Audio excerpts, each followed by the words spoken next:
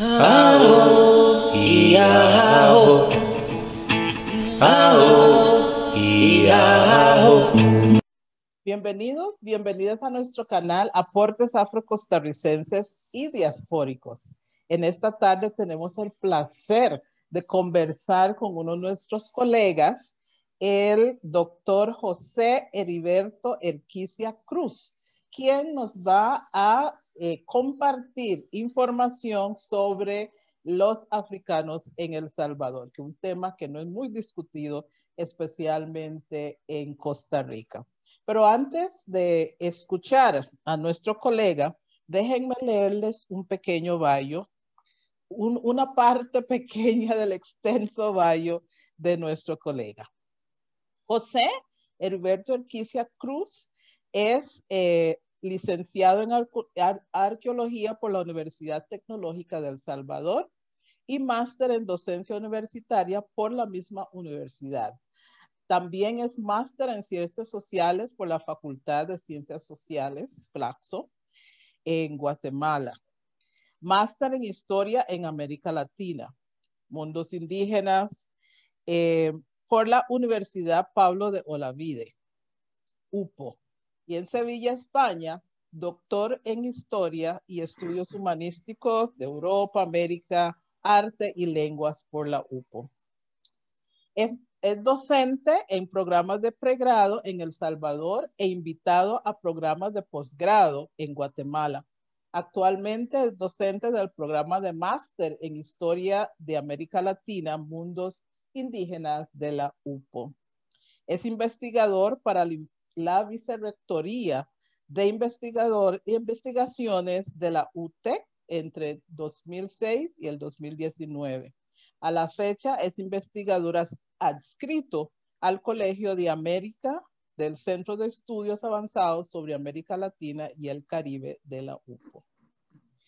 En cuanto a sus publicaciones, tiene muchas y eso nos alegra. Ha publicado 24 artículos en revistas académicas, 16 artículos en memorias de congresos, 6 artículos dentro de libros, 5 textos de investigación, en recopilación de investigaciones, 7 coordinaciones de libros, revistas y memorias, y 8 libros como autor y en coautoría. Tiene más de 25 consultorías en temas de patrimonio cultural e historia para entidades nacionales e internacionales. Colega Erquicia, es un placer tenerte en el canal hoy y quiero darte la bienvenida. Muchas gracias. Es la verdad que un honor para mí, doctor Hutchinson, estar en su programa y dirigirme a ustedes, ¿verdad? En un tema que obviamente nos vincula, que es tan interesante y tan diverso de esta Centroamérica en la cual pues cohabitamos todos nosotros. Muy bien, muchas gracias, colega. Para iniciar, pues, la discusión hoy, ¿podría usted empezar indicándonos cuándo es que llegan los africanos a El Salvador y para qué llegan? Bueno, esa es, yo creo que la pregunta de rigor, ¿verdad? Los africanos, en el caso del Salvador, por ejemplo, llegan junto con los españoles, ¿verdad? Los primeros llegan junto con los españoles, algunos acompañando la conquista, ¿verdad? Estamos hablando de algunos afrodescendientes que venían con españoles, con otros grupos de indígenas también, aliados de los españoles y que venían en la conquista, para el caso de El Salvador, que se llama la conquista de Guatemala y Cuscatlán, ¿verdad? Porque es el paso de, digamos, en este caso, de Pedro de Alvarado, ¿verdad? Y los demás Alvarado, que son sus primos y sus hermanos. En este caso, por ejemplo, en el códice de Coaquecholan, que es una población de Puebla, ellos como indígenas aliados elaboran un códice en el cual hacen varias representaciones de los lugares que van visitando, de quiénes son las personas que van conformando esa conquista y ahí aparece, digamos, uno de los primeros africanos en un códice que es la narrativa de un viaje de 1527 y 1528 en la conquista y en la fundación tanto de lo que hoy conocemos como Guatemala y El Salvador, como esa parte pacífica de Guatemala y obviamente El Salvador. Entonces, en ese sentido, vemos una representación de un africano que va con toda su parafernalia de guerra y acompañando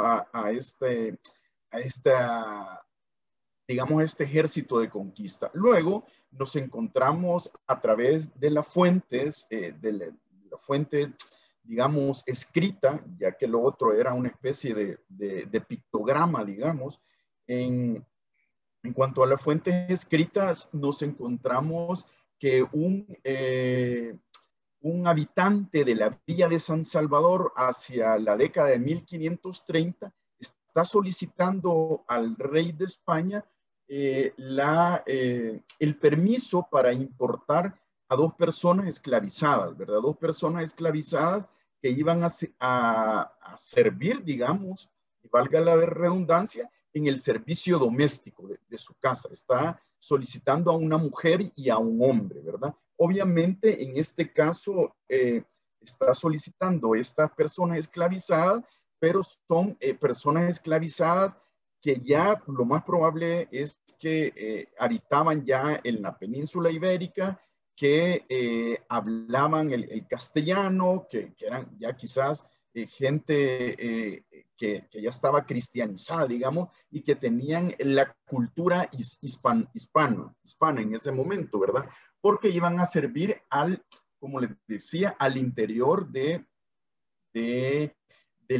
espacio doméstico del español en esa vía. Pero luego hay que tener muy en cuenta que en un inicio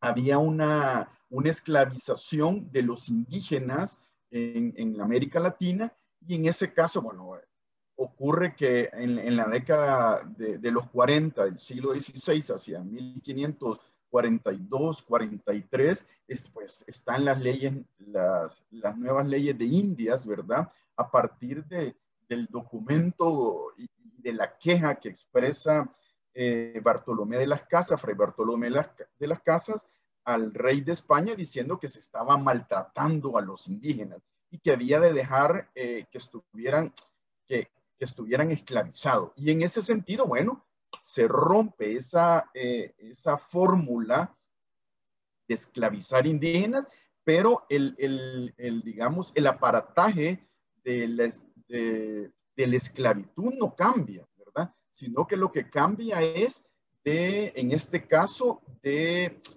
digamos, si le podemos llamar de pieza o de recurso humano. Entonces, en ese sentido, dicen, bueno, no vamos a esclavizar a los indígenas, pero vamos a traer gente de África, ¿verdad? Y ese obviamente es, en cierta manera, lo que nos compete. Entonces, a partir ya de la década de 1560, ya estamos viendo una serie de documentos que se están trayendo, por ejemplo, alguna gente esclavizada que está llegando al puerto de Veracruz en el actual México, ¿verdad? Está llegando al puerto de Veracruz, y a partir de eso se está pidiendo a unos comerciantes que eran, digamos, de los más importantes, de apellido Grillo, que se le conoce como los grillos, ¿verdad? Estos comerciantes, se está pidiendo que por favor en su embarco, que traen más de 2,000 personas de África esclavizadas,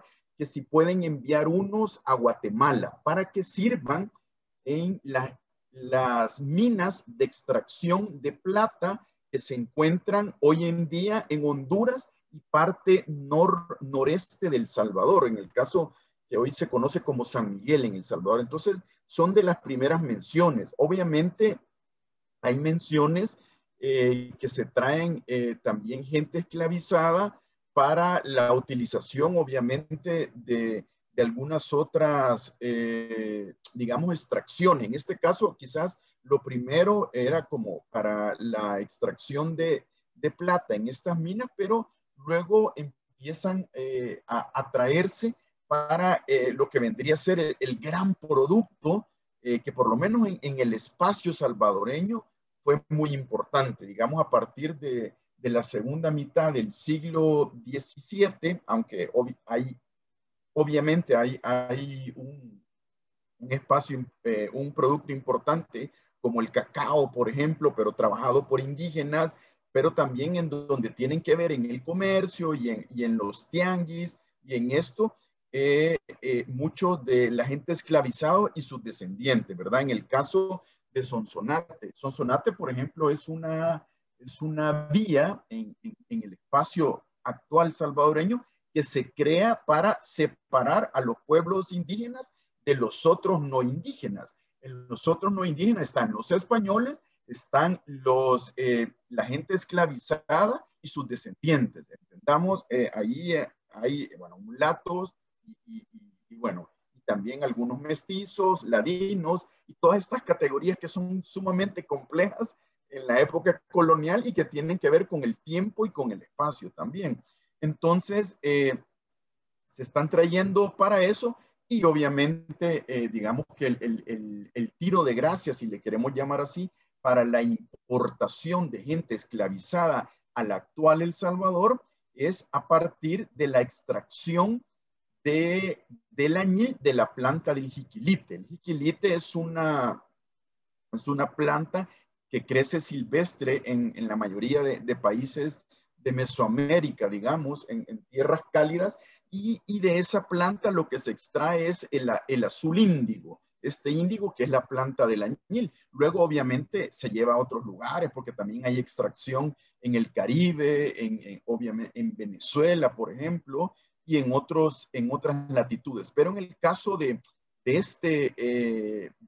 Salvador, ¿verdad? Del actual El Salvador, se traen gente esclavizada para que trabaje en los, digamos, obrajes en donde se extrae el añil. Los obrajes son una especie de pilas, ¿verdad? Que se mueven a partir de energía hidráulica y donde la misma fuente dice que el trabajo es insano y por ende se les prohíbe a los indígenas que trabajen en eso, pero a partir de la prohibición de los indígenas se utiliza mano de obra esclavizada procedente de África, ¿verdad? ¿Por qué? Porque se dice que es más fuerte, esto y lo otro, y entonces se está utilizando al interior de esta extracción del añil en los obrajes, en esta hacienda añilera, que la hacienda añilera es aquella hacienda colonial en donde hay plantación, extracción de añil, pero también hay plantación de maíz, de frijol, hay también ganado, tanto vacuno, porcino, caballar, que se utiliza en todo este proceso. Entonces, hay una cosa muy interesante, porque también la gente esclavizada que se trae para eso, luego busca su manera de poder irse, digamos, no sé si utilizar la palabra como liberando, pero como ustedes saben, van cazando con indígenas o como viven en el espacio hispano, ¿verdad? Como viven en el espacio hispano, también van naciendo aquellos mulatos y mulatas, ¿verdad? Porque al tener un vínculo con los españoles, una de las cosas importantes es que, por ejemplo, su servidor está hablando, ojo, y esto hay que quizás tenerlo en claro, está hablando de un espacio que hoy conocemos como El Salvador, y ese espacio que hoy conocemos como El Salvador era el oriente de esa Guatemala, era el oriente de Guatemala administrativamente. Digamos que tenía menos capacidad autónoma que lo que podemos ver en Honduras, Nicaragua y en Costa Rica, entonces era el oriente guatemalteco.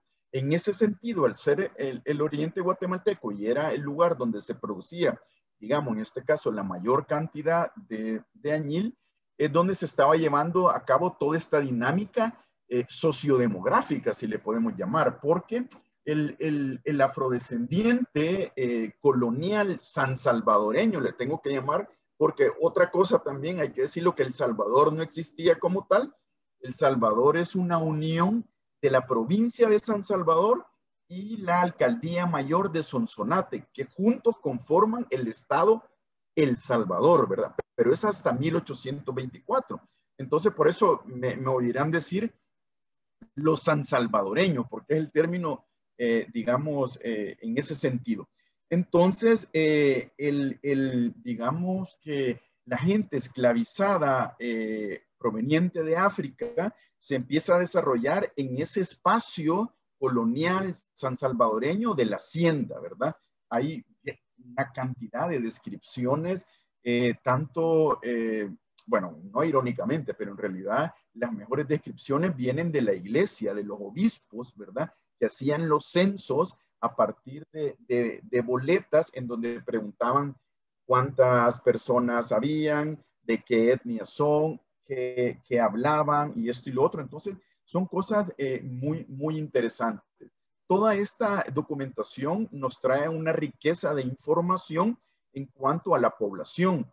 Hay una cantidad de censos, por ejemplo, el de, digamos, obviamente hay censos como muy tempranos, el de 1532, que no reflejan la parte, digamos, afrodescendiente, pero ya luego sí hay censos, ya a finales del siglo XVI, el siglo XVII, en donde, bueno, hay una cantidad de levantamientos que en El Salvador, pues no se le llama quilombo, sino que más bien están relacionados con cimarronaje, con movimientos de cimarronaje, y de hecho en el actual El Salvador existen por lo menos una treintena de lugares que llevan nombre el cimarrón. O sea, hay, por ejemplo, ¿cómo se llama?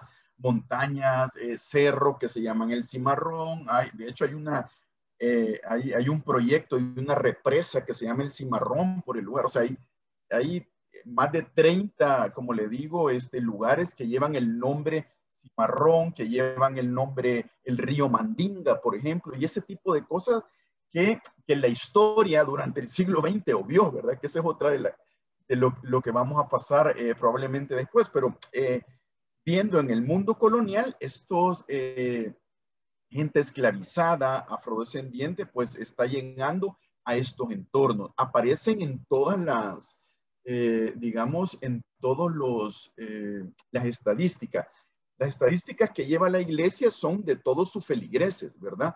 Pero también son de todas las personas que dan diezmo. Y el diezmo, su servidor lo ha estudiado para el caso del diezmo en añil, ¿verdad? En este producto añil, la tesis doctoral de sus servidores sobre este producto, entonces por eso digamos que conozco esa parte, y se está dando diezmo en añil, no solo en el producto del añil, sino que también en la semilla, ¿verdad? Porque el producto, como es, digamos, el arbusto es un arbusto de temporada, o sea, cíclico, o sea, lo vas cortando y vas sembrando.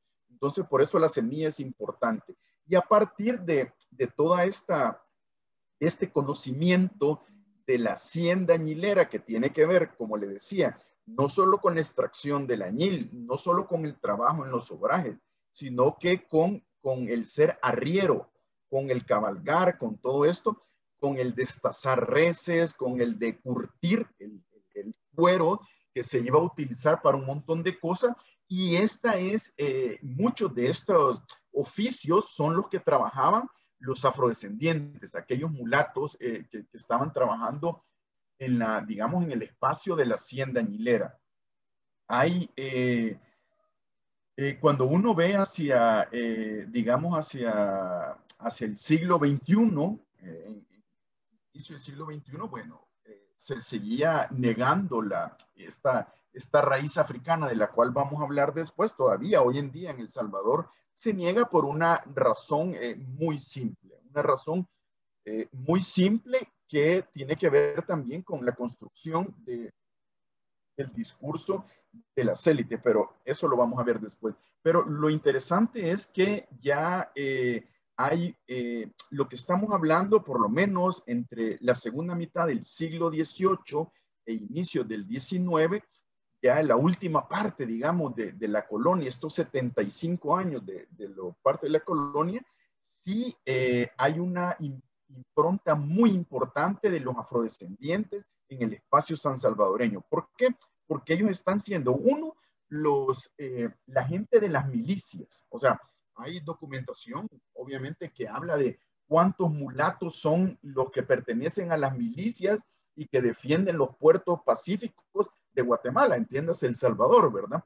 También están, obviamente, como les decía, son los que están cosechando, son los que trabajan el añil, o sea, se vuelven los expertos en esa producción añilera, que son estos mulatos afrodescendientes. Y por otra parte también, de alguna manera, como están en el espacio hispanoamericano, hay una especie de relación muy importante. Por ejemplo, hay colegas que han estudiado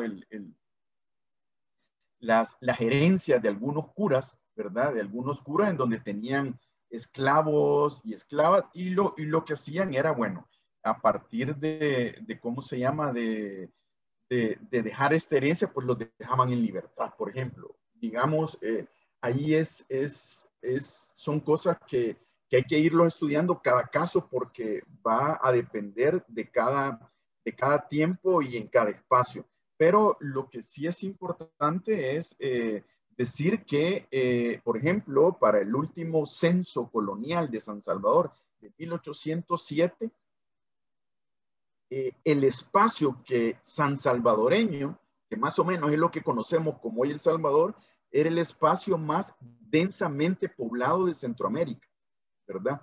Y en ese espacio más densamente poblado de Centroamérica, el intendente de San Salvador le da la categoría a la mayoría de población, digamos un 53% de la población le da la categoría de mulatos, ¿verdad? Estamos hablando que en 1807 probablemente a finales del siglo XVIII ya no se estaba trayendo población africana esclavizada al actual El Salvador. ¿Por qué? Porque ya había una gran cantidad de mano de obra que trabajaba en las haciendas, ¿verdad? Entonces, en ese sentido ya no se estaba trayendo, pero el intendente de San Salvador dice que el 53% de su población, que son 89,000 personas en ese momento, eran mulatos, ¿verdad? Obviamente la categoría mulatos habría que ver ahí algunas variantes, porque pueden meterse algunos mestizos, algunos ladinos, pero pues su servidor ha trabajado también esa parte, la fragilidad de la etnicidad, ¿verdad? Y eso lo vemos y lo vimos con la colega Mariel Berrera, la antropóloga, que yo sé que ha estado con ustedes también. Lo vimos en una iglesia, en un lugar que se llama San Alejo, en El Salvador, que, si no mal recuerdo, hacia 1816, el cura que bautizaba a estas personas, lo bautizaba, por ejemplo, el 90% de las personas de esa población que estaban siendo bautizadas eran hijos de mulatos libres.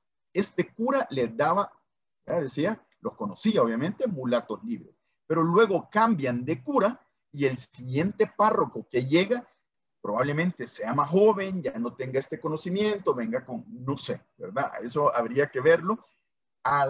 Casi al 100% de las personas que estaba documentando ya les ponía ladino. Entonces, a lo que voy es la fragilidad de esta parte étnica, o sea, quién al final tiene que ver con la antropología, pues la identidad pues también te la dan los otros, ¿verdad? Es como en este juego de la otredad, ¿verdad? Entonces, en ese caso también hay una especie de blanqueamiento, ¿verdad? El blanqueamiento no solo es como lo conocemos, el blanqueamiento de los liberales de la segunda época de Centroamérica a finales del 19, ¿verdad? Como ocurre en Costa Rica, en Guatemala y en El Salvador en específico, con estos liberales que llegan a partir de 1870, sino que más bien tiene que ver con un blanqueamiento, bueno, desde un inicio, ¿verdad? Desde un inicio, es incluso desde el siglo XVI, los mismos indígenas que son aliados de los españoles en los lienzos en donde ellos se reflejaban, ya no se reflejaban morenos, sino que se reflejaban blancos. Ese es el primer blanqueamiento. cultural, biológico, como quieran llamarle. Entonces, yo creo que esto es, digamos, un poco de la historia de cómo llega estos grupos africanos, obviamente esclavizados, ¿verdad?, al actual territorio de El Salvador. Tiene que ver también con los vínculos que se tienen justamente cómo van llegando al oriente guatemalteco también, a lo que hoy conocemos como Utiapa, Santa Rosa y otros departamentos de Guatemala, y cómo también van llegando al sur de Honduras, que son los que van trabajando en las minas de Tegucigalpa y esto y lo otro. Somos voces de la historia, sangre, tinta y papel. Somos voces de la historia, mis ancestros, su saber, mis ancestros, su saber, mis ancestros, su saber.